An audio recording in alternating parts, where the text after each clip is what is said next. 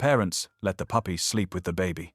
2 weeks later, they look closer and call 911. At first, it seemed innocent, a restless newborn, a playful pup curled at the crib's side. But in the middle of the night, the puppy started acting strange, pawing at the floor, growling at shadows, pushing the crib inch by inch. Everyone thought it was nothing, until the parents noticed something terrifying on their baby's lips. What secret was hiding in that nursery? Why was the puppy risking everything to get their attention? The truth they uncovered was more shocking and more dangerous than they could ever imagine. When danger seeps into the walls of your own home, how far would you go to protect the ones you love? I'd love to know, where are you watching from? Type it down below, and while you're here, subscribe so you'll always catch the next story. The evening light faded as Nell and Harlan Carver carried their precious bundle through the door of their second-floor apartment. Baby June, barely 3 weeks old, was finally home. Her tiny face peeked out from a soft pink blanket, her wispy blonde hair catching the last rays of sunlight streaming through the living room window. "Home, sweet home," Harlan whispered, setting down the diaper bag and car seat. His broad shoulders relaxed slightly as he watched Nell cradle their daughter. The journey from the hospital had been nerve-wracking, every bump in the road making them both wince. Rook, their newly adopted German Shepherd puppy, padded over quietly, his amber eyes fixed on the baby. His large paws moved carefully across the carpet as he approached.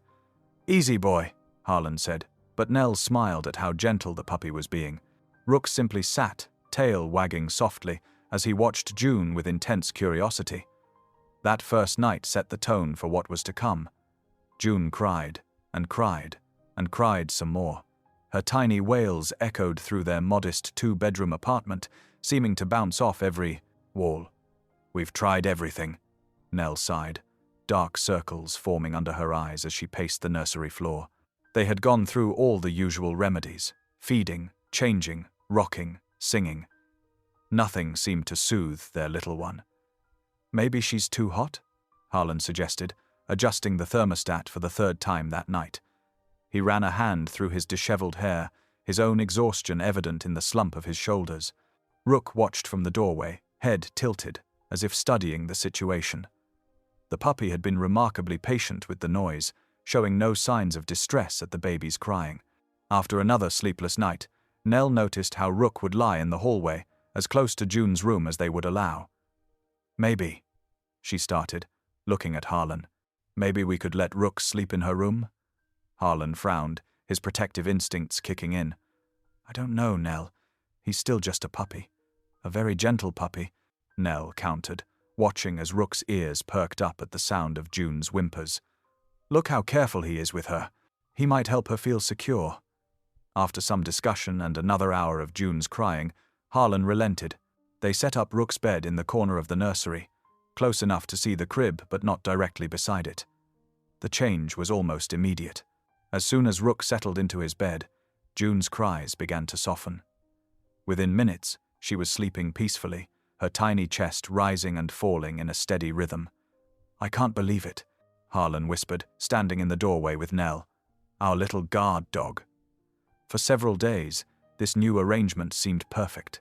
June slept better with Rook nearby, and the puppy took his role as protector seriously, always alert but calm. Then came the night everything changed. At exactly 2 o'clock in the morning, Rook's behavior shifted dramatically. Nell woke to the sound of whining, not from June, but from the puppy. Through the baby monitor, she could hear the distinct sound of paws scratching at the floor. When she reached the nursery, she found Rook pawing at the floor vent near June's crib, his body tense and alert. The puppy looked up at her with concerned eyes before returning his attention to the vent, letting out a low whine. "What is it, boy?" Nell whispered, checking on June, who remained peacefully asleep. She knelt down to examine the vent, but could see nothing unusual in the darkness. The next night, at the exact same time, it happened again.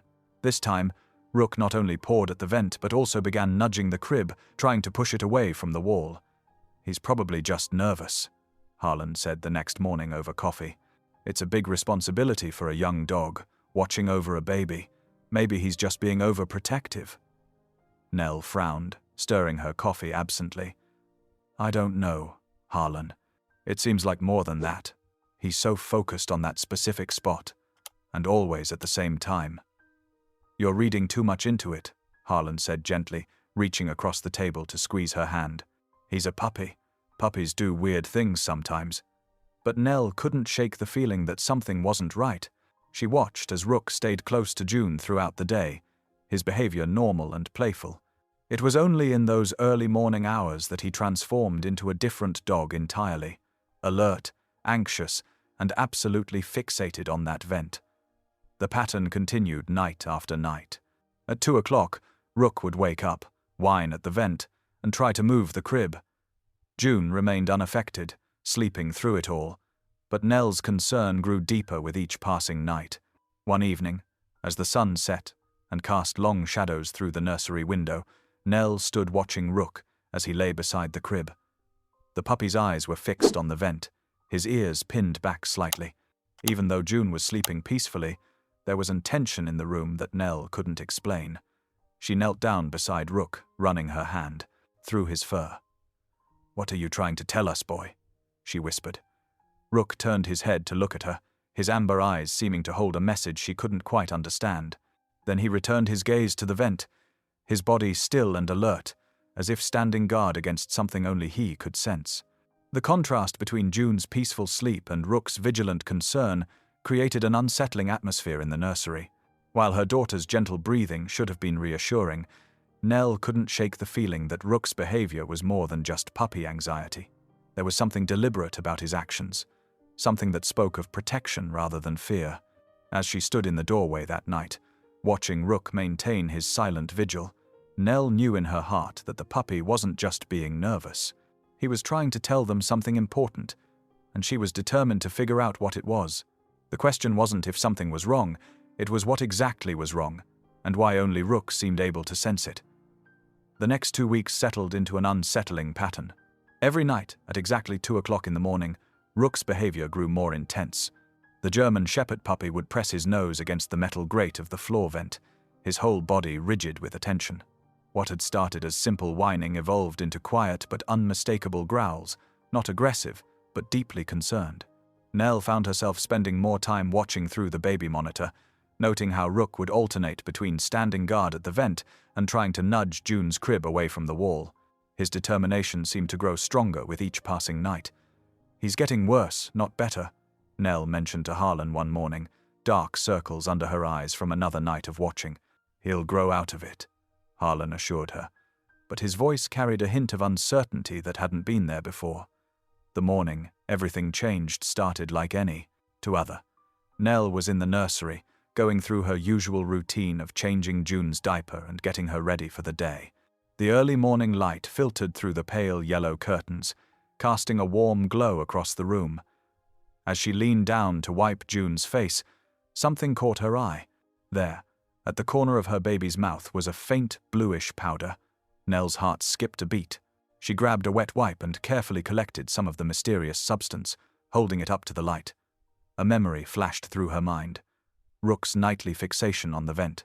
With trembling hands, she moved to where the puppy lay in his bed. Gently, she examined his face, pushing back his fur. There it was, the same blue dust along his whiskers. "Oh, God," she whispered, her heart beginning to race. She looked between her baby and the dog, pieces clicking into place with terrifying clarity. Moving on instinct, Nell followed the path Rook had been so desperately trying to show them. She knelt by the floor vent, her fingers shaking as she worked the screws loose. The metal grate came away easily, and her breath caught in her throat. There, scattered in the return duct, were more blue crumbs. The panic that had been building for weeks suddenly crystallized into sharp, clear fear. Nell rushed to her phone, dialing 911 with unsteady fingers. 911, what's your emergency? The operator's voice was calm and steady. "My baby. There's some kind of blue powder in her mouth, on my dog's face. We found more in our air vent." Nell's voice cracked. "She's only 8 weeks old. Please, we need help." Harlan burst into the nursery, having heard the panic in her voice. "Nell, what's happening?" She pointed to June, then to Rook, and finally to the open vent. "Look, this is what he's been trying to tell us. There's something in our vents, Harlan. Something that's getting on June. Harlan knelt by the vent, his face pale. It's probably just old building debris, he said, but his voice wavered. He grabbed a plastic bag from June's diaper caddy and carefully collected some of the blue substance. But we'll get it checked out. The sound of sirens grew louder, and within minutes, paramedics were rushing up to their apartment. A female paramedic took charge immediately, her questions rapid and focused. How long has the substance been present? She asked, examining June's mouth with gloved hands. We just noticed it this morning, but our dog... Nell's voice trailed off as she realized how much time had passed. Our dog's been trying to warn us for 2 weeks. Any symptoms? Breathing issues? Changes in behavior? No. She's been sleeping well, actually. Better than before, Nell said, the irony hitting her hard. The paramedic nodded briskly, her expression serious. We need to get her to the emergency room right away. Bring that sample you collected. Any other evidence? Nell held up the wipe with the blue residue from June's mouth, and Harlan showed the bag of dust from the vent.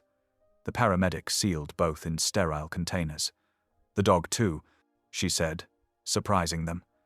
If he's been exposed, his symptoms might help us identify what we're dealing with. They moved quickly after that. Nell clutched June to her chest in the ambulance, while Harlan followed in their car with Rook. The paramedic maintained a calm but urgent demeanor that made the situation feel even more serious. Through it all, June remained peaceful, unaware of the fear gripping her parents. Rook, however, kept his eyes fixed on his tiny charge, his posture alert even as they sped toward the hospital. His weeks of vigilance had finally been understood. But the mystery of what he'd been protecting them from was only beginning to unfold. The ambulance's siren cut through the morning traffic, each wail matching the rhythm of Nell's racing heart. She looked down at June's innocent face, then over at the sealed evidence containers holding the mysterious blue substance. Rook's persistent warnings suddenly felt less like paranoia and more like desperate protection. The question wasn't whether something was wrong anymore. It was what exactly had been seeping into their home, and for how long. The emergency room buzzed with fluorescent-lit urgency. Nell sat on the edge of a narrow hospital bed, cradling June while nurses and doctors moved in and out of their curtained space. Harlan paced nearby, one hand on Rook's leash, as the German shepherd puppy sat alertly at his feet. Mrs. Carver? A nurse with silver-streaked hair pulled back in a neat bun approached them. Her name tag read, Maris Dunn, RN. I'll be taking care of June during your stay with us. We're going to run some tests, okay? Nell nodded, her throat tight. The blue powder, did they figure out what it is? The lab is processing it now, Maris said, her voice steady and reassuring. She smiled at June, who was contentedly sucking her thumb. Her vital signs are excellent, which is very good news. A young doctor swept in, flipping through charts on his tablet. Initial results show traces of brodifacoum in the samples, he announced, his tone clinical. It's an anticoagulant commonly used in rodenticides. Rat poison? Harlan's face went pale. In our vents? The levels are very low, the doctor continued, but we'll need to monitor June for any signs of bleeding or bruising. We'll run some coagulation tests to be safe. Nell's arms tightened around June. But how did it get in our air system? Old buildings can have all sorts of issues, the doctor said dismissively. First-time parents often. Often what? Nell's voice sharpened. Often imagine their dogs warning them about dangerous substances for weeks. Maris stepped forward, placing a gentle hand on Nell's shoulder. Doctor, I actually live in their building down the hall from the Carvers. It's an older complex with some maintenance problems. Their concerns are valid. The doctor paused, then nodded curtly. Of course, we'll proceed with the tests. After he left, Maris pulled up a chair. Don't let them dismiss you, she said quietly. I've seen too many parents talked out of their instincts. That powder shouldn't be in your vents, period. But how? Harlan ran his hands through his hair. I mean, I know they put out pest control stuff, but rodenticides can aerosolize in old duct systems, Maris explained, especially if they're improperly applied or disturbed. The particles become airborne, settle on surfaces. Your dog, she glanced at Rook, who wagged his tail, was trying to protect the baby from those particles. Harlan's shoulders slumped. I thought he was just being anxious. I kept telling Nell it was nothing. Hey! Nell reached for his hand. We figured it out. That's what matters. More tests followed. Blood draws that made June cry. Coagulation panels that came back mostly normal, with just slight variations that needed watching. Through it all, Maris stayed nearby, explaining procedures in plain language and making notes in June's chart. You need to document everything, she told them during a quiet moment. When the dog started acting strange, when you found the powder, photos of the vents, everything. The building management needs to address this. They'll probably say we're overreacting, Harlan said bitterly, like the doctor did. Then you go higher. Maris pulled out a notepad and wrote down several numbers. Environmental Health Department. Tenant rights organizations. I've dealt with negligent landlords before. Documentation is your best weapon. After 6 tense hours of observation, the doctor returned. June's latest tests look good, he said. We'll send you home with instructions for monitoring and follow-up appointments. Watch for any unusual bruising or prolonged bleeding from small cuts. Contact us immediately if you notice anything concerning. Relief flooded through Nell, but it was tempered by a new determination. June was safe for now, but their apartment, their home, harbored something dangerous. She looked at Harlan and saw the same resolve in his eyes. Thank you, she told Maris as they prepared to leave. For believing us, for helping. Here's my personal number, Maris said, adding to their growing list of contacts. I'm usually home in the evenings if you need anything. Document everything you find, take pictures, keep records. I'll help however I can. They gathered their things, June's diaper bag, Rook's leash, the stack of discharge papers and warning signs to watch for. The puppy stood tall beside them, as if knowing his vigilance had been vindicated. You're a good boy. Harlan knelt to ruffle Rook's ears. I'm sorry I didn't listen sooner, but I'm listening now. As they walked toward the hospital exit, June slept peacefully in her carrier. Nell held the paperwork, confirming what Rook had tried to tell them for weeks. There was something dangerous in their home. The relief of June's stable condition was overshadowed by the knowledge that they couldn't just go back to normal. Their apartment wasn't safe, and now they had to prove it. We'll figure this out, Harlan said quietly, taking her hand. Whatever it takes. Nell squeezed his fingers, drawing strength from his touch and the steady presence of Maris's support. The mystery of the blue powder was partially solved, but the bigger questions remained. How had rat poison gotten into their ventilation system, and what were they going to do about it? The elevator doors opened to reveal Cliff Maddox waiting in the hallway, his expensive suit jacket straining at the buttons. His carefully arranged smile didn't reach his eyes. Mrs. Carver, Mr. Carver, he said, stepping forward. I heard there was some excitement this morning. An ambulance? You should have called the office first. Nell clutched June's carrier closer. After the hospital's sterile safety, the building's stale air made her skin crawl. Our baby was exposed to rat poison through the vents. We had to get her checked immediately. Cliff waved his hand dismissively. Now. Let's not jump to conclusions. This is an older building, probably just residue from previous tenants. You know how messy some people can be. Previous tenants? Harlan's voice was tight. The blue powder was fresh, and it was in our return duct, not just lying around. These things happen in apartment buildings. Cliff's tone turned patronizing. First-time parents often get overexcited about normal building maintenance issues. Rook's ears flattened as they approached their door. Nell noticed how Cliff kept his distance from the German Shepherd, despite the puppy's gentle demeanor. We need to check that vent, Nell said, unlocking their door. Right now. That won't be necessary, Cliff said quickly, and I should remind you that tampering with building systems could affect your lease agreement. Tampering? Harlan's face reddened. Our daughter was just in the emergency room. Making unsubstantiated claims creates liability issues, Cliff said. For everyone involved. I'm sure you understand. Nell handed June's carrier to Harlan and marched straight to the nursery, Rook at her heels. Her patience, worn thin by hours of hospital anxiety, finally snapped. Claims? She knelt by the vent, pulling out her phone. Let's see what's really in here. Mrs. Carver, I must insist. Cliff started forward, but Rook positioned himself between them, not growling but watchful. Nell's fingers worked at the vent cover's screws. They came loose easily, too easily, she realized, as if they'd been recently disturbed. When she lifted the grate, her hands shook. "Harlan," she called. "Bring the phone light closer." The beam illuminated the return duct's interior. Fresh blue pellets lay scattered along the metal surface, concentrated where the air would flow directly into June's room. Their placement formed an obvious pattern, not the random distribution of old debris, but deliberate rows. "Oh my God," Harlan whispered. Cliff cleared his throat. "Any baiting would be standard pest control procedure." "Standard?" Nell's voice rose. "To put poison exactly where it would blow into a baby's room?" She started taking photos with her phone close-ups of the pellets, wider shots showing their position in the duct, the vent's location relative to June's crib. Each click of the camera made Cliff's face darker. "I need to ask you to stop that," he said. "Photography of building systems is against policy." "Here's our policy," Harlan said, pulling out an evidence bag the hospital had given them. He began carefully collecting pellet samples while Nell documented everything.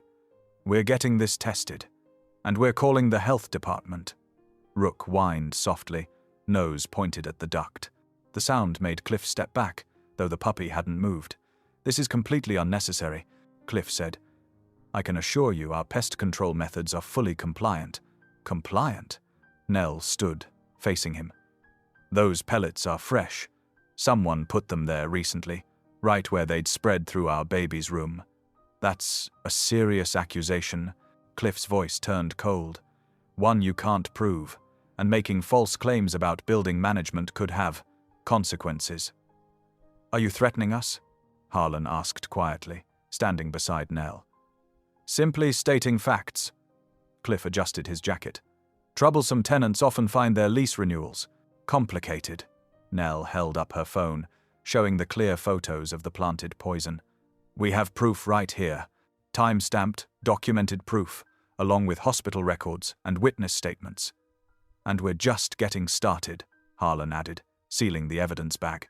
"We're going to find out exactly how those pellets got there, and why." Cliff's face flushed. "This is ridiculous. I won't stand here and be accused." "Then don't," Nell said. "But we're not backing down. Our daughter could have died." Rook moved closer to June's carrier, tail low but steady. His presence seemed to unnerve Cliff further. "This discussion is over," Cliff said, backing toward the door. "Any further communications should go through the building's lawyers." "They will," Harlan promised, "along with everyone else who needs to know about this." After Cliff left, slamming the door behind him, Nell's hands started shaking. Harlan pulled her close, careful not to disturb June sleeping in her carrier. "We'll figure this out," he whispered. "We've got proof now. Real proof." Nell nodded against his chest, watching Rook maintain his guard position between June and the vent. The puppy's warning had been right all along. Now they just had to prove it and stop whoever had deliberately placed poison where it would flow into their baby's room. "Take more pictures," she said finally, pulling away. "Every angle, every pellet. We need to document everything before anyone can tamper with it." While Harlan photographed the scene, Nell started a detailed note on her phone. Dates, times, every interaction with Cliff, every symptom June had shown. The hospital records would back them up, but this was just the beginning. Someone had tried to hurt their family, and they weren't going to stop until they found out why. Rook stayed by June's carrier, his amber eyes fixed on the vent where blue pellets gleamed in the shadows. His vigilance had saved June once. Now it was time for her parents to take up his watch and find the truth, no matter what it cost them. Nell sat at their small kitchen table, spreading out maintenance notices from the building's bulletin board. Her fingers trembled slightly as she arranged them chronologically. June slept peacefully in her carrier nearby, while Rook maintained his protective position between the baby and the sealed vent. "Look at this," she said, pointing to a notice dated 3 months ago. "Cliff hired Ray. Lofgren Pest Control. The same company that's been cited twice by the city." Harlan leaned over her shoulder, frowning at the paper. "How did you find that out?" "I checked the public records online. Ray Lofgren's been fined for using banned chemicals and improper baiting methods." She pulled up another notice, and right here in big red letters it says, "No baiting in air returns or ventilation systems." The restriction was clearly printed on the building's own maintenance protocol. Nell gathered the papers and photos they'd taken, then called the property office. After several rings, Cliff answered. "Mr. Maddox, we need to discuss the pest control situation," Nell said, keeping her voice steady. "We have the maintenance notices showing who you hired." "Standard procedures, Mrs. Carver. Nothing unusual. The notices specifically forbid baiting in air returns, your own building policy." "I'm not aware of any such restriction," Cliff cut in smoothly, "and I certainly don't micromanage our contractors. We have photos of fresh pellets in our daughter's room, right by the vent. That's not random, Mr. Maddox." There was a pause, then Cliff's tone changed. "Mrs. Carver, let me be clear. Your lease requires you to report maintenance issues through proper channels. Taking unauthorized photos, making accusations, these could be grounds for immediate eviction." Nell's hand tightened on the phone. "Are you threatening to evict us for documenting a safety hazard? I'm reminding you of your contractual obligations. And, speaking of safety," Cliff's voice turned silky, "I understand you're allowing a dog to sleep near your infant? That's concerning. Very concerning. Child Protective Services takes these things seriously." The blood drained from Nell's face. Harlan, who had been listening, grabbed the phone. "Are you threatening to call CPS on us?" he demanded, simply expressing concern for the child's welfare. Having an animal that close to a baby, well, anyone would worry. But I'm sure the professionals can evaluate the situation properly. Harlan's free hand clenched into a fist. "That dog saved our daughter's life."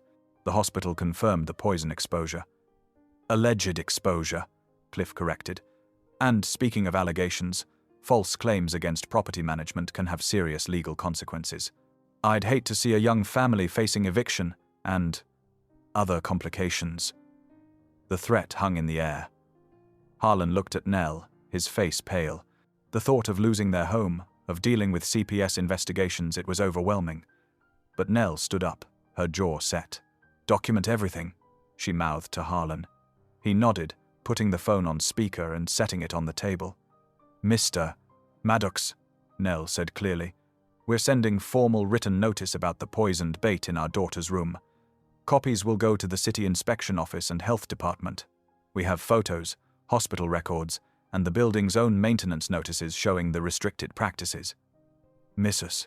Carver, we're also documenting your threats of eviction and CPS reports as retaliation for reporting safety violations.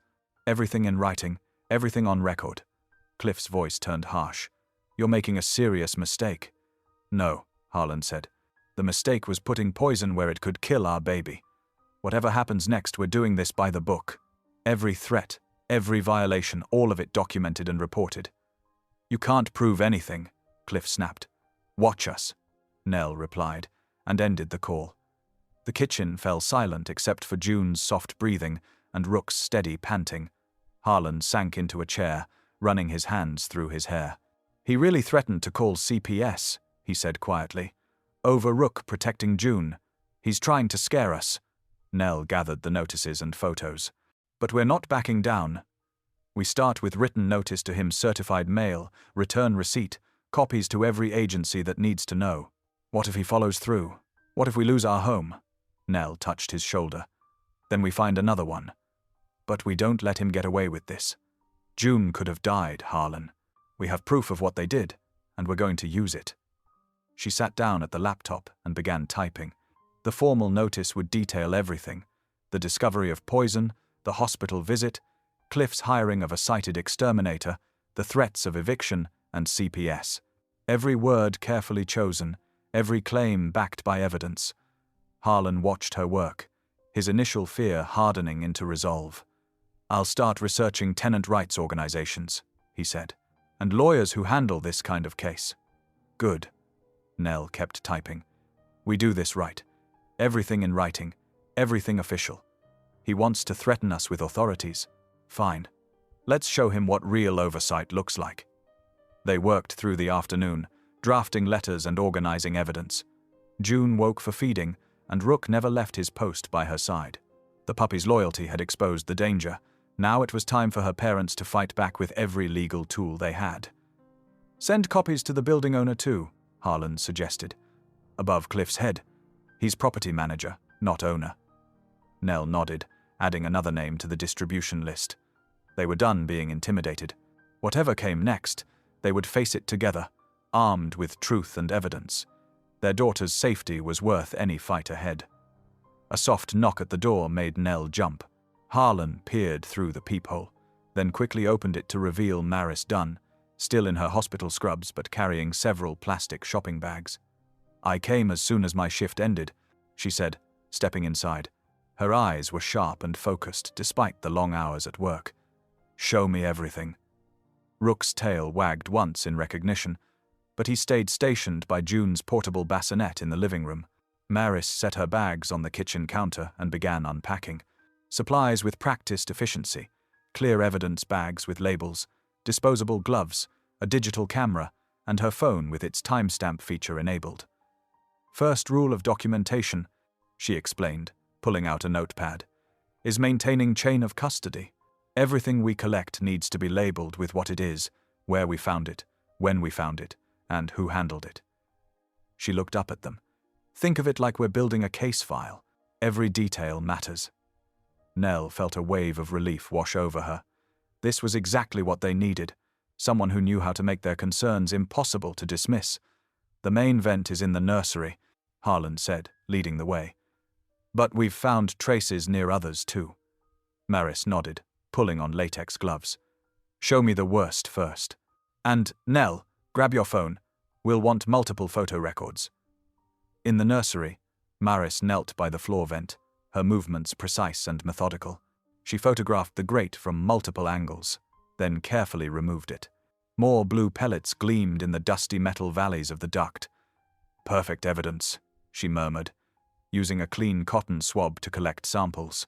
Each went into its own labeled bag. Sample A, blue pellets from nursery return duct, collected 7:45 p.m. Witnesses, N. Carver, H. Carver. Nell followed with her own phone, taking pictures as Maris worked. The nurse's quiet competence was contagious, helping them focus on the task instead of their fear. Now, Maris said, standing up, tell me everything from the beginning. I'm going to record your statement. She held up her phone, its voice memo app ready. Date is Thursday, September 15. Time is 7:52 p.m. Present are Nell and Harlan Carver, with myself, Maris Dunn, RN. Nell took a deep breath and started talking. She described Rook's nightly behavior, finding the blue residue on June's mouth, the emergency room visit. Harlan added details about Cliff's threats and their discovery of the fresh pellets. Maris asked careful questions, drawing out specific dates and times. And you have the hospital records? She asked when they finished. Right here. Nell pulled out the discharge papers and follow-up instructions. Maris photographed each page. Good. Now we need to file an official environmental hazard report. Maris pulled up the city's website on her phone. The more documentation we create, the harder this becomes to ignore. They spent the next hour carefully filling out the online form, attaching their photos and detailing every interaction with building management. Maris helped them phrase things precisely, turning their experience into clear, factual statements. Send a copy to June's pediatrician too, she advised. Medical professionals are mandatory reporters. If they see a pattern of negligence, they have to act. Harlan nodded, forwarding the ER findings to their doctor's office. Should we mention Cliff's threats? Absolutely. Retaliation against tenants for reporting safety violations is illegal. Maris helped them draft a separate letter, documenting the property manager's behavior. As night fell, exhaustion began to set in. Maris packed up her supplies, leaving them with a detailed list of next steps and her personal phone number. Call me anytime, she insisted. I'm right down the hall, and I've dealt with similar situations before. After she left, Harlan did a careful check of every window and door in the apartment. He tested each lock twice, pushing against the frames to ensure they were secure. I know it seems paranoid, he said quietly to Nell. But after today's threats, it's not paranoid. Nell was moving June's crib to the center of the nursery, well away from all vents. It's being careful, and we're going to stay careful until this is resolved. Rook padded into the nursery, circling the crib before settling into his usual spot. His amber eyes remained fixed on the return duct, ears pricked forward at attention. Nell watched him, remembering how they'd almost dismissed his warnings as simple puppy anxiety. Now his steady vigilance was both reassuring and unsettling, proof that whatever danger lurked in their walls wasn't going away on its own. "We should try to get some sleep," Harlan said, wrapping an arm around her shoulders. "Tomorrow we'll start making calls. Tenant rights organizations, maybe a lawyer." Nell leaned into him, drawing strength from his solid presence.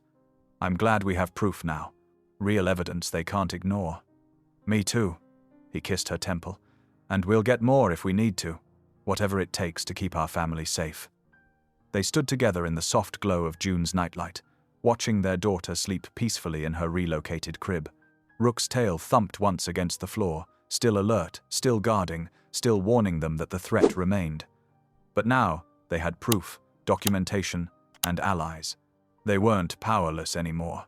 The careful collection of evidence had transformed them from worried parents into credible complainants with a paper trail. Whatever happened next, they were ready to fight back, not with panic or accusations, but with methodically gathered proof that something was very wrong in their apartment building. The building settled into its late-night quiet, creaking and sighing as old buildings do. Harlan checked his phone. 11:45 p.m. June was finally asleep after a long day of tests and tension. Nell had dozed off in the rocking chair beside the crib, Rook alert at her feet. A soft thump in the hallway caught Harlan's attention. He eased the apartment door open, wanting to check the noise without waking his family. The fluorescent lights buzzed overhead, casting harsh shadows along the empty corridor. Then he saw Ray Lofgren emerging from the maintenance closet, carrying what looked like an equipment bag. The exterminator's eyes locked onto Harlan, and something in his expression made Harlan's stomach tighten. "Hey there," Ray said, his casual tone at odds with his rigid posture. "Just grabbing some stuff I left earlier." He shifted the bag to his other hand, blocking Harlan's path to the stairwell. Harlan nodded, trying to keep his voice steady. "Kind of late for maintenance work." "Yeah, well." Ray's smile didn't reach his eyes. "Sometimes things need fixing at odd hours. Speaking of fixing things." He stepped closer, lowering his voice. "This whole situation, it could go away real easy. Just stop poking around, stop making reports." The threat in his words was clear as glass. Harlan's hands clenched at his sides, but he forced them to relax. "My daughter was exposed to poison. We can't ignore that." "Look." Ray glanced down the hallway, then back to Harlan. "You seem like a reasonable guy. Got a nice family, decent job. Would be a shame to lose all that over some misunderstanding." "Is that what you call it?" Anger rose in Harlan's throat. "Stuffing rat poison into air vents? I'm trying to help you out here." Ray's friendly facade cracked slightly. "Trust me, it's not worth what you'll lose if you keep pushing this."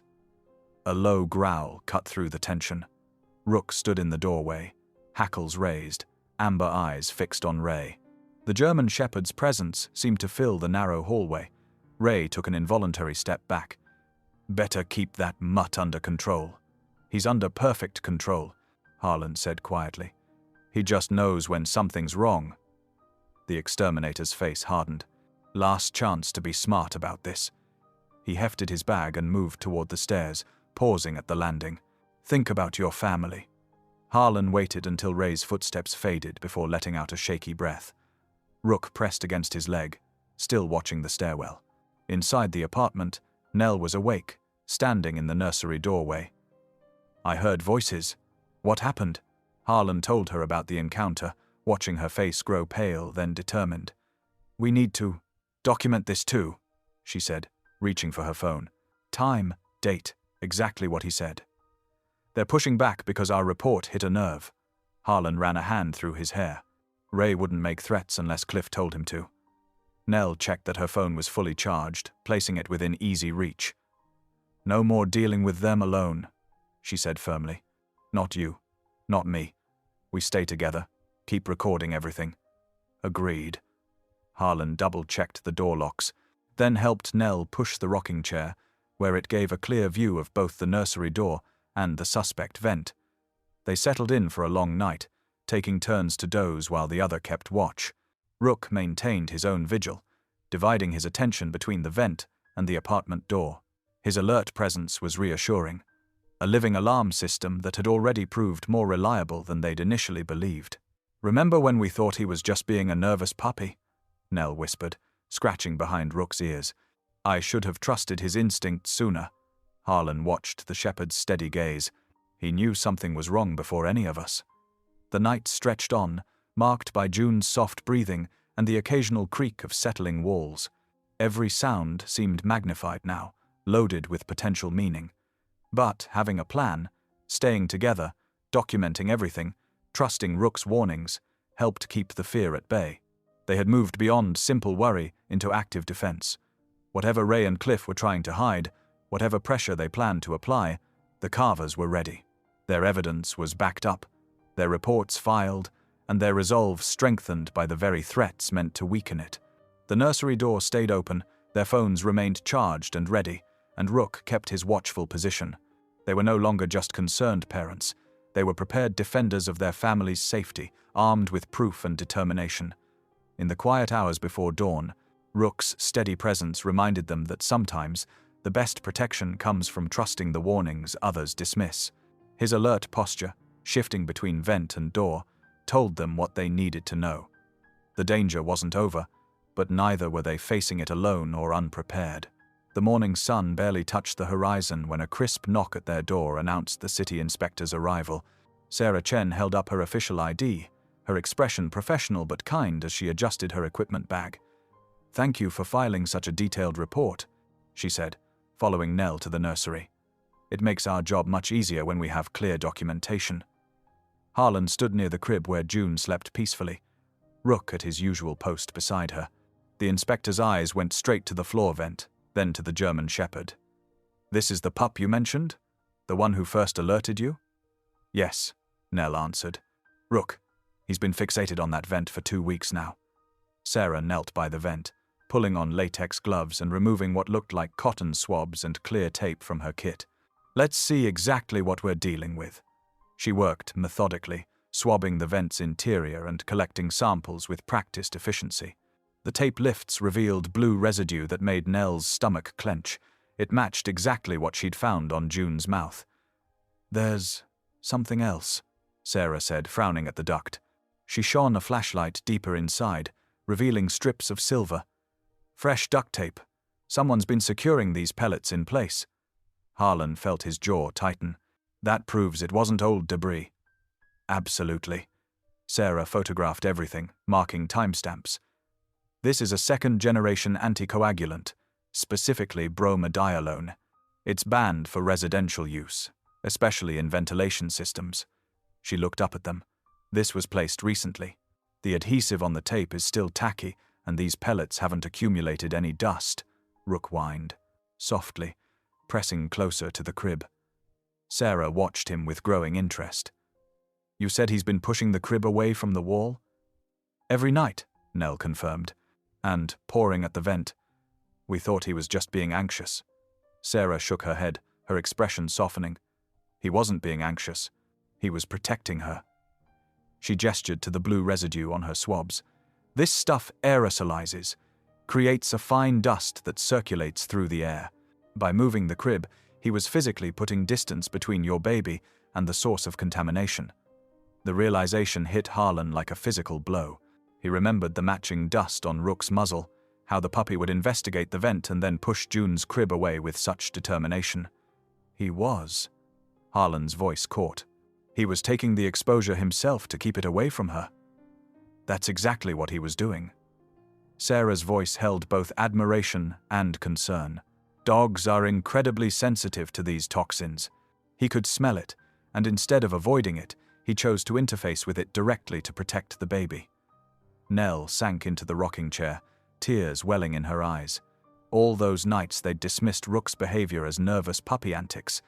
He'd been actively shielding their daughter, absorbing dangerous particles on his own muzzle to keep them from reaching June. Harlan knelt beside Rook, who briefly left his post to lick Harlan's hand. The guilt was overwhelming. How many times had he joked about the dog's midnight paranoia? Yet Rook had persisted, faithful to his self-appointed mission of protection. "We need to get his blood tested," Sarah advised, making notes on her tablet. "Given the exposure level, I'd recommend a check for both him and June, though it seems he took the brunt of it." She paused, watching Rook return to his position by the crib. "You've got quite a special dog there." "We know that now," Nell whispered, reaching out to stroke Rook's fur. "We really know that. Now." Sarah continued her inspection, documenting everything with photographs and detailed notes. "I'm ordering immediate remediation," she announced. "This needs to be cleaned by a certified hazmat team, and I want building representatives present for a complete walkthrough." She turned to face them directly. "This isn't just negligence. The deliberate placement of banned substances in air returns is criminal, especially with evidence of recent tampering." Harlan thought of Ray's midnight threats, of Cliff's attempts to dismiss their concerns. "They knew," he said quietly. "They had to have known what they were doing." "That's not your concern right now," Sarah assured them. "Let us handle the investigation. Your job is to keep your family safe." She glanced at Rook. "Though it seems you've had help with that all along." As Sarah packed up her equipment, she provided them with copies of her preliminary findings and contact information for follow-up. "Keep your documentation going," she advised, "and don't let anyone in to fix anything without proper credentials and my office's approval." After she left, Harlan and Nell stood in the nursery doorway, watching Rook maintain his vigilant position beside June's crib. The morning sun caught his fur, highlighting the loyal guardian they'd almost failed to recognize. "I can't believe we didn't understand what he was doing," Nell said softly. "He didn't need us to understand." Harlan reached down to ruffle Rook's ears. He just kept doing what needed to be done. The revelation of Rook's true actions over the past 2 weeks had transformed their perspective completely. Every midnight wake-up, every persistent nudge, every moment spent with his nose to that vent, it hadn't been anxiety or confusion. It had been love, pure and simple, manifesting as protection for the smallest, most vulnerable member of his family. June stirred in her crib, making small morning sounds. Rook's ears perked up immediately, his attention divided between his charge and the vent he'd fought so hard to protect her from. Despite everything, despite their initial doubts, he had never wavered from his mission. Harlan felt a surge of gratitude so strong it almost brought him to his knees. Their rescue dog had become their rescuer, absorbing danger to shield their child when they hadn't even known there was a threat. The depth of that devotion was humbling. "First thing today," he said. "We're getting him checked out at the vet. Then we're buying him the biggest bone they have." Nell smiled through her tears. "And maybe a steak?" "Definitely a steak." Harlan watched as Rook gently nosed June's blanket back into place. "Though I don't think he did it for rewards." "No," Nell agreed. "He did it because that's who he is. That's what love looks like." The morning light grew stronger, illuminating the nursery that had been both battleground and testimony to a dog's unwavering devotion. The inspector's findings had confirmed what Rook had known all along. There was danger here, but there was also protection, steadfast and true. The morning light filtered through the hallway windows as Maris helped Nell arrange the documentation on their kitchen table. Time-stamped photos were laid out in sequence, sample bags carefully labeled, and Harlan's phone was fully charged, ready to record. "Remember," Maris said, straightening her nurse's scrubs, "stay calm and stick to the facts. The evidence speaks for itself." Her silver-streaked hair was pulled back severely, matching her professional demeanor. Nell nodded, touching the stack of photos. "I still can't believe how methodical they were about this." She pointed to the images showing fresh blue pellets stuffed deep in the return duct, their placement too precise to be accidental. Harlan paced near the door, his work boots making soft thuds on the carpet. "What if they refuse to come?" "They won't," Maris assured him. The inspector made it clear. This is a mandatory walkthrough. Refusing would only make things worse for them. Right on schedule, they heard footsteps in the hallway. Sarah Chen, the city inspector, arrived first, tablet in hand. Behind her came Cliff Maddox, his expensive suit wrinkled and his face set in barely contained anger. Ray Lofgren skulked at the rear, his usual grease-stained cap pulled low over his eyes. Let's keep this professional, Sarah announced, her tone brooking no argument. We're here to document conditions and gather statements. Mr. Carver, you're welcome to record this walkthrough for your records. Harlan held up his phone, making sure everyone saw him start the recording. Cliff's face tightened, but he said nothing. Nell led them to the nursery, where Rook sat alert beside June's crib. The German Shepherd's eyes never left Ray as the group filed in. We'll start with the return duct, Sarah directed, gesturing to the vent cover that had been carefully removed and set aside. Nell stepped forward, her voice steady. This is where we first found the blue pellets. She pointed to the photographs they'd taken, showing the exact placement.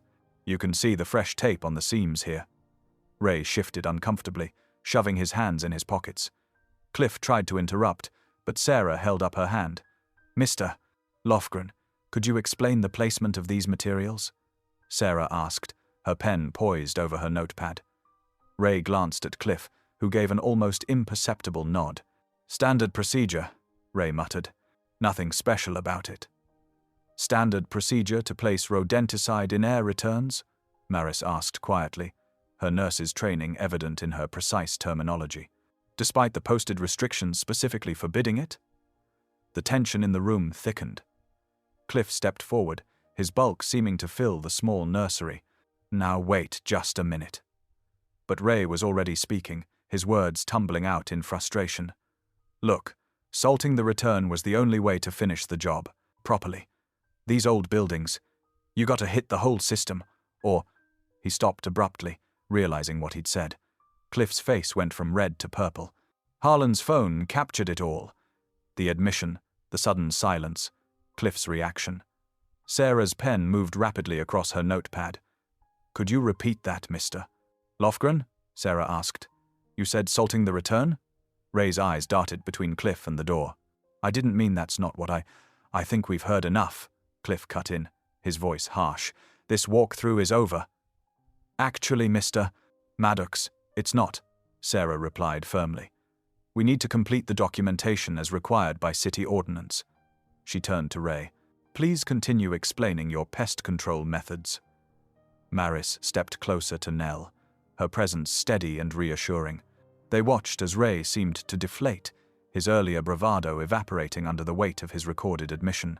The timestamps on these samples, Sarah continued, holding up one of the carefully labeled bags, indicate recent application. Can you confirm when you last serviced this unit? Before Ray could answer, Cliff inserted himself between them. Any further questions go through legal channels. We're done here. But Sarah stood her ground. Mr. Maddox, interfering with a city inspection carries its own penalties. Shall we add those to the existing violations? The walkthrough continued methodically, despite Cliff's barely contained rage and Ray's nervous fidgeting. Sarah documented every detail. The placement of the pellets, the fresh tape, the residue patterns. Maris occasionally added nursing observations about exposure risks, her professional expertise lending additional weight to the proceedings. Nell stayed focused on presenting their evidence, her voice growing stronger with each piece she shared. The careful documentation she and Maris had prepared left no room for denial or deflection. Harlan kept recording, his phone capturing every exchange, every admission, every attempt at intimidation. The device's presence seemed to grow more threatening to Cliff and Ray with each passing minute. When they reached the final photographs, showing the blue residue on June's bedding, Rook moved to stand between the crib and Ray. The dog's quiet vigilance spoke volumes about the weeks of protection he'd provided. We'll need copies of all maintenance records, Sarah informed Cliff, including contracts, service dates, and materials used. Cliff's attempt at a dismissive laugh came out more like a growl. This is ridiculous. A couple of first-time parents getting worked up over nothing. Nothing, Nell's voice cut through his bluster. Our baby was exposed to banned chemicals. Our dog had to physically protect her from poisoned air. The hospital confirmed it, the lab confirmed it, and now we have Mr. Lofgren's own words confirming it. The admission hung in the air, preserved in digital clarity on Harlan's phone. Ray's words about salting the return had transformed circumstantial evidence into direct testimony. Sarah completed her final notes while Maris helped gather the documentation. The inspector's tablet held dozens of new photographs, measurements, and observations. The walkthrough had accomplished exactly what it needed to, creating an official record of conditions and capturing a damaging admission. "You'll receive formal notification of violations and required remediation," Sarah informed Cliff. "I strongly suggest you cooperate fully." As the group filed out of the nursery, Rook maintained his position by the crib, still on guard. The morning sun caught the blue tinge that remained on his whiskers, a visible reminder of his quiet heroism. Nell and Harlan stood together, watching as Sarah escorted Cliff and Ray from their apartment. Maris stayed behind, helping to organize the documentation they'd so carefully prepared. "That recording," Maris said quietly, "changes everything. They can't talk their way around a direct admission." Harlan stopped the recording on his phone, immediately backing it up to secure storage. The file contained exactly what they needed: proof that the danger to their daughter had been deliberate and documented. 2 police officers arrived within the hour of Sarah's inspection. Officer Chen and Officer Martinez sat at the Carver's small kitchen table, their notepads open and recorders running. The morning light caught dust motes dancing in the air, a stark reminder of what had been circulating through their vents. "Walk us through the timeline again," Officer Chen said, her pen poised. "From when you first noticed something was wrong." Nell glanced at Harlan, then began. "It started with Rook, our dog. Every night at 2 o'clock in the morning, like clockwork, he'd wake up and start pawing at the vent in June's nursery." Harlan played the recording from the walkthrough again. Ray Lofgren's voice filled the kitchen. "Look, salting the return was the only way to finish the job properly." The officers exchanged glances as they listened. "And you have the original file secured?" Officer Martinez asked. "Yes," Harlan nodded. "It's backed up in 3 different places, including cloud storage. We also have Maris Dunn. She's a nurse who lives down the hall. She helped us document everything properly." Officer Chen made detailed notes about the chain of custody for the evidence. "The hospital records from your emergency room visit will help establish the timeline of exposure. We'll need those too." Nell handed over a thick folder. "These are copies of everything: the ER report, photos of the blue residue, our correspondence with building management, the environmental hazard report we filed." In June's room, Rook lay beside the crib, his eyes tracking the officers whenever they moved closer. The puppy's protective instinct hadn't wavered, even with the immediate danger seemingly past. "The inspector's citations are significant," Officer Martinez explained, reviewing Sarah's preliminary report. "Illegal use of restricted pesticides, improper application methods, failure to maintain safety standards." He looked up at the Carvers. "This isn't just negligence anymore. The intentional placement in air returns upgrades the severity." A knock at the door made everyone turn. Maris stood in the doorway, still in her scrubs from her hospital shift. "I have those time-stamped photos you asked for," she said to the officers, "and my written statement about the night they brought June to the ER." The officers spent another hour taking detailed statements. They photographed the vents, documented Rook's still visible blue-tinged whiskers, and collected samples of their own. Every piece of evidence strengthened their case.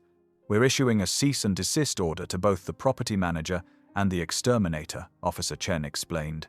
"They're not to enter your unit without proper notice and supervision." "What about our lease?" Harlan asked. "Cliff, Mr. Maddox, he's been threatening eviction. Retaliation against tenants who report safety violations is illegal," Officer Martinez assured them. "Document any further threats. We'll be monitoring the situation." As the officers prepared to leave, Sarah returned with official citations in hand. The yellow papers detailed multiple violations, each carrying substantial fines. She handed copies to the Carvers. "The building has 48 hours to begin proper remediation," she explained. "All pest control activities are suspended until licensed contractors can be verified. I've red-tagged the air handling system. They can't touch it without city oversight." For the first time in weeks, Nell felt her shoulders relax slightly. They had documentation. They had witnesses. They had proof. The officers walked Sarah out, stopping to deliver stern warnings to Cliff, who lurked in the hallway. His face was a mask of barely contained fury as they explained the consequences of tampering with evidence or attempting retaliation. Back in their apartment, Harlan pulled Nell close. "We did it," he whispered. "We protected our girl." June slept peacefully in her crib, unaware of the morning's events. Rook had finally relaxed his guard stance, sprawled on his side but still positioned between the crib and the vent. His dedication had never wavered, even when the humans around him had doubted. "I should have trusted him sooner," Harlan said, watching the puppy. "He knew something was wrong before any of us." Nell squeezed his hand. "We all did the best we could. What matters is, we kept fighting until someone listened." The afternoon passed quietly. Maris brought over soup and stayed to help organize their documentation into clear chronological files. June woke for feeding and changing, her healthy cries the sweetest sound her parents had ever heard. "I almost feel like we can breathe again," Nell said as she rocked June. But at 6:45 that evening, an official-looking notice appeared under their door. Nell picked it up, her heart sinking as she read. "Notice of maintenance inspection, emergency systems check required. Access needed between 8 p.m. 10:00 p.m. tonight. Compliance mandatory per building regulations." The paper felt wrong in her hands. The letterhead was slightly off, the formatting different from previous notices. After weeks of studying building documents for their case, Nell had learned to spot the official from the fraudulent. "Harlan," she called softly, not wanting to wake June. "Look at this." He read it twice, frowning. "They can't do emergency maintenance." The inspector red-tagged the systems. "And they never do maintenance checks this late," Nell added. "The union contract specifies daytime hours unless there's an actual emergency." Something about the phrasing nagged at her. The word compliance seemed deliberately threatening. Nell took out her phone and snapped a picture of the notice, sending it to Maris with a quick text. "Does this look right to you, after everything today?" Maris's response came quickly. "Absolutely not. That's not a legal notice. Don't open your door tonight. I'm calling the officers who took our statements." Harlan double-checked the locks while Nell moved June's portable bassinet into their bedroom. Rook followed, his earlier relaxation gone.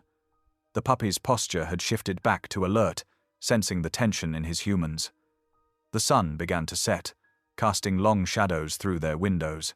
What should have been a victory, police involvement, official citations, documented evidence, now felt like the precursor to something else. The suspicious maintenance notice sat on their counter, its implied threat hanging in the air. Nell checked her phone again. Messages from Maris showed the nurse was rallying support, contacting the officers and Sarah. They weren't alone in this, but the approach of evening brought with it a familiar anxiety. "Whatever they're planning," Harlan said quietly, "they're not getting near our family again." The stage was set. Either Cliff would back down in the face of official citations and police warnings, or he would push forward with whatever this maintenance check really meant. The Carvers had chosen their path, no more allowing themselves to be intimidated, no more doubting their instincts or Rook's warnings. 8 o'clock approached. June slept peacefully in their bedroom, Rook at guard beside her. Nell and Harlan sat in their living room, phones charged and ready, waiting to see which version of the night would unfold. Proper compliance with the citations, or another confrontation they would face together. The quiet shattered at 9:15, when a key scraped in their front door lock. Nell and Harlan exchanged glances in the dim living room, where they'd been waiting. This wasn't maintenance. This was something else entirely. The door swung open with force. Ray Lofgren burst in, toolbox in hand, with Cliff right behind him. The exterminator's eyes were wild, desperate. He made straight for the nursery, ignoring Harlan's shout of protest. "Get out of our home!" Nell's voice rang with authority as she dialed 911. Ray yanked open the nursery door, dropping his toolbox with a crash. Tools scattered across the floor as he lunged for the vent cover, clearly intent on reaching the damning evidence inside the ductwork. Harlan grabbed Ray's shoulder. "Stop! The police are already!" Ray spun, shoving Harlan hard. The struggle sent them careening into a space heater propped near the changing table. It toppled with a metallic clang, landing on a rag that had fallen from Ray's back pocket. The flame caught instantly. Within seconds, the chemical-soaked cloth became a spreading pool of fire. Smoke began to curl upward, thick and acrid. "Oh God." Cliff's face went pale. He turned and fled, leaving the apartment door wide open. The smoke detector's shriek filled the air. Nell grabbed the fire extinguisher from under the kitchen sink, but Ray blocked her path to the nursery, still frantically trying to reach the duct. "Move!" she screamed, the extinguisher ready. Instead, Ray pushed deeper into the apartment, yanking drawers open, clearly searching for their documented evidence. The flames climbed the wall now, feeding on the chemical residue that must have soaked into the baseboards over weeks of poisoning. Harlan tried to circle around to June's crib, but the heat drove him back. His sleeve caught, singeing his arm. He beat out the flames on his shirt with desperate slaps. "June!" Nell's scream tore through the thickening smoke. The hallway outside filled rapidly with choking grey clouds. Their exit was disappearing. Nell could hear neighbors shouting, doors opening and closing, but the growing inferno trapped them inside. Through the chaos came a different sound, sharp, insistent barking. Not from the nursery, but below it. Rook had vanished into the maintenance crawlspace through its small access panel in their utility closet. His barks echoed up through the floor, directly beneath June's room. "The crawlspace!" Harlan's eyes lit with understanding. "There's access to the foundation vents." While Ray continued his frenzied search, destroying their carefully organized evidence files, Nell and Harlan followed Rook's barking. The utility closet was still clear of smoke. Harlan yanked the access panel open, revealing the narrow crawl space beneath their unit. Rook's barks guided them. The German shepherd puppy had found what they needed. A route under the nursery, away from the flames that now blocked their front path to June. The smoke alarm's wail mixed with distant sirens. They had minutes, maybe seconds, before the fire consumed everything. But Rook had shown them another way, the path that might let them reach their daughter in time. Through the thickening smoke, a tiny cough pierced the air. June was awake. The sound sent ice through Nell's veins, even as sweat ran down her face from the growing heat. Their baby's distress made every second feel like an eternity. Heavy footsteps pounded up the hallway stairs. For a moment, hope flared. Had someone come to help? But when Cliff Maddox burst back through the open door, his face was twisted with desperation, not concern. He raced past the growing flames straight to the building's alarm panel mounted near their kitchen. "What are you doing?" Nell screamed over the shrill alarm. Cliff yanked open the panel's cover and began ripping at wires. The piercing sound cut off mid-shriek, plunging them into an eerie quiet broken only by the crackle of flames and June's weakening coughs. A large duffel bag swung from Cliff's shoulder as he turned toward the nursery. The zipper was partially open, revealing dozens of fresh blue pellets identical to those they'd found in the vents. He meant to replace the evidence, to bury their proof under new poison, while the fire destroyed everything else. Below them, in the cramped crawl space, Rook's claws scrabbled frantically against the wooden joists beneath June's room. The sound carried through the floor, spurring Harlan into action. He dropped onto his stomach and began squeezing through the narrow maintenance hatch, the rough edges scraping his shoulders. "Careful!" Nell steadied him as he lowered himself into the darkness. The beam of his phone's flashlight caught Rook's determined face. The German shepherd puppy was already coated in dirt and cobwebs, but his amber eyes blazed with purpose as he dug at the underside of the nursery floor. Cliff's heavy steps moved toward June's room. "This all could have been avoided," he muttered, reaching for the doorknob. Rook's head snapped up at the sound. With explosive force, the puppy launched himself through the crawl space toward the maintenance hatch. His muscled body shot upward just as Cliff passed, catching the property manager square in the legs. The impact sent Cliff stumbling sideways. His duffel bag swung wide, spilling blue pellets across the floor like toxic marbles. He windmilled his arms, trying to catch his balance, but Rook was already coming back for another strike. The puppy's teeth caught Cliff's pant leg, yanking him further off-center. "Get off me, you mangy!" Cliff's curse cut short as he crashed into the wall. Nell seized the moment. She darted into the nursery through the smoke, snatching June from her crib. Her hands found Rook's favorite blanket, the one he'd slept with since they'd brought him home from the shelter. She wrapped June securely, creating a barrier against the thickening smoke. The ceiling creaked ominously above them. A burning smell that had nothing to do with the visible flames filled the air. Something structural was failing. They had seconds, not minutes. "Harlan!" Nell called down through the hatch. "Ready?" "I'm here." His voice was muffled but steady. "Lower." "Aim her down!" Nell knelt beside the opening, keeping one eye on the door where Cliff was still struggling with Rook.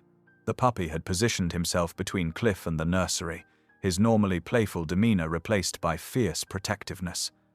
Every time Cliff tried to move forward, Rook's warning growl stopped him short. With trembling arms, Nell began lowering June through the hatch. The baby was oddly quiet now, as if sensing the need for absolute focus. Wrapped in Rook's blanket, she looked impossibly small, descending into the darkness. "I've got her." Harlan's hands reached up, carefully taking their daughter's weight. "She's safe with me." A sharp crack split the air. One of the ceiling tiles buckled, showering them with fragments of burning debris. The main support beam groaned like a living thing, wood fibers stretching to their breaking point.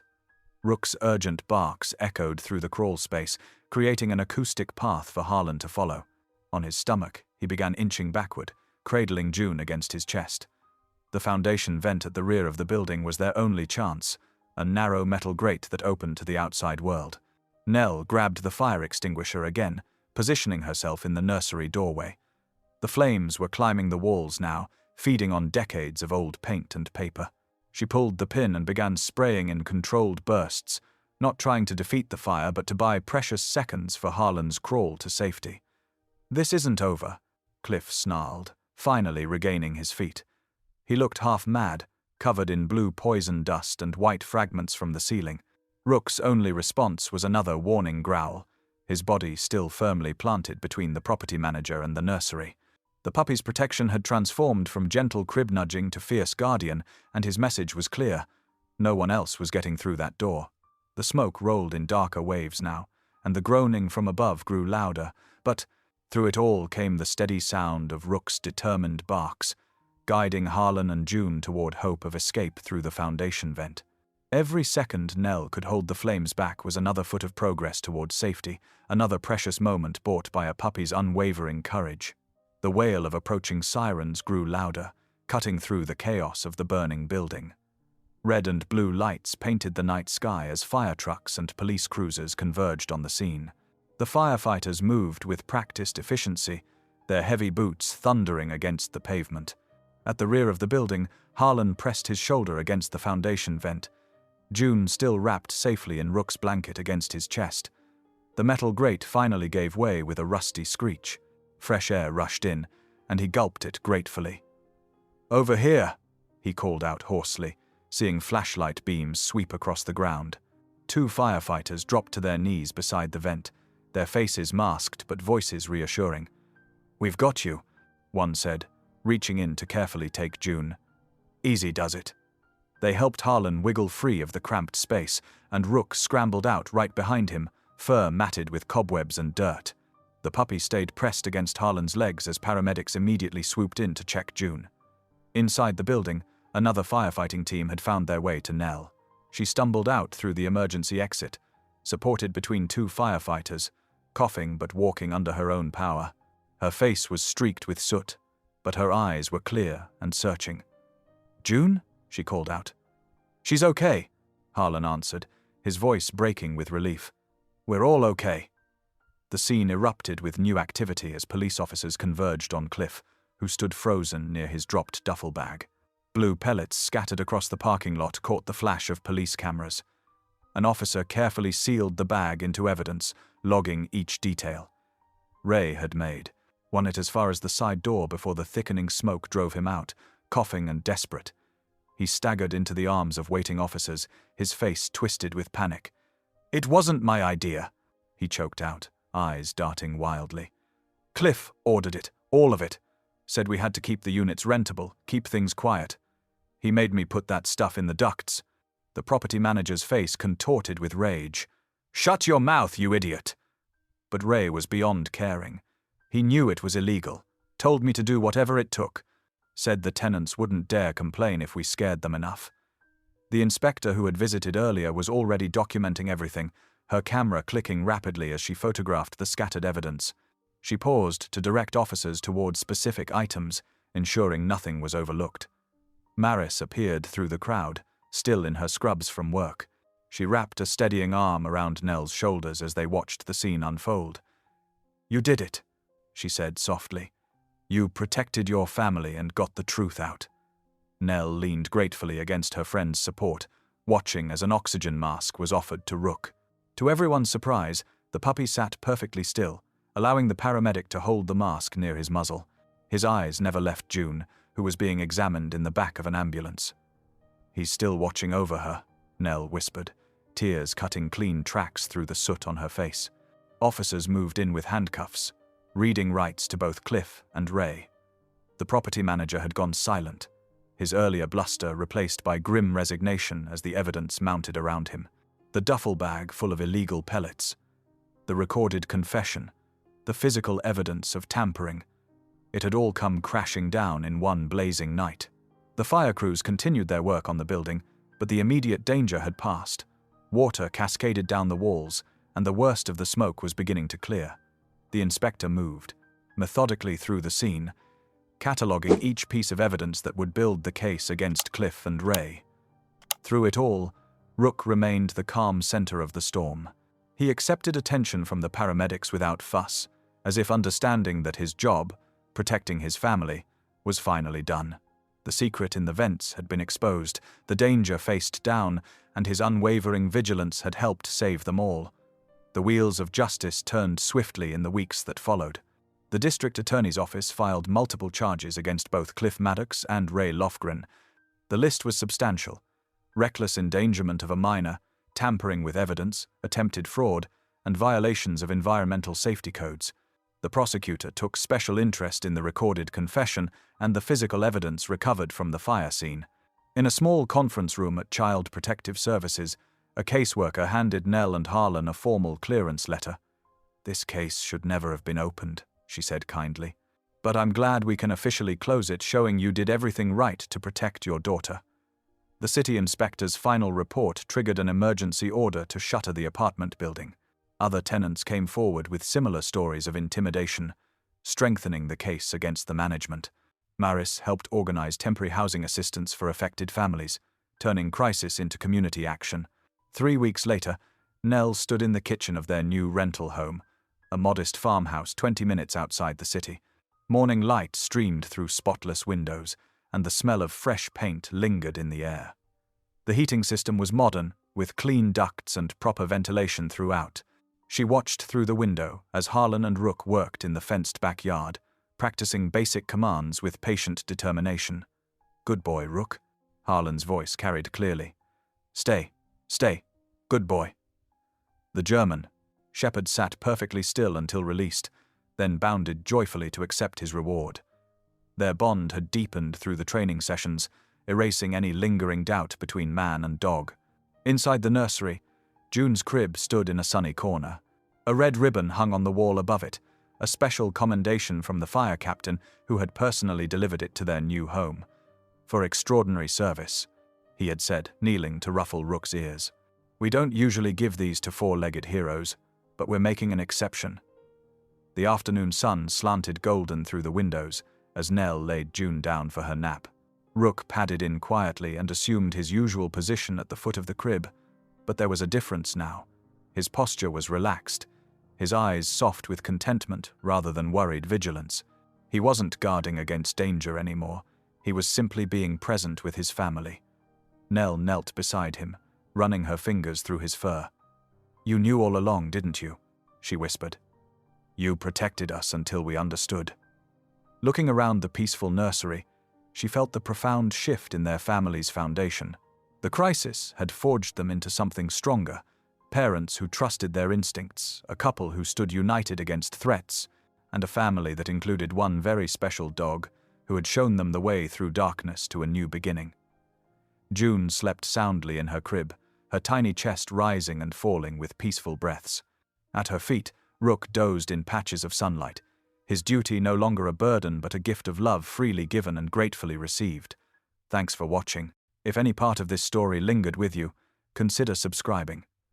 I'll be here again tomorrow, sharing another tale that speaks to the soul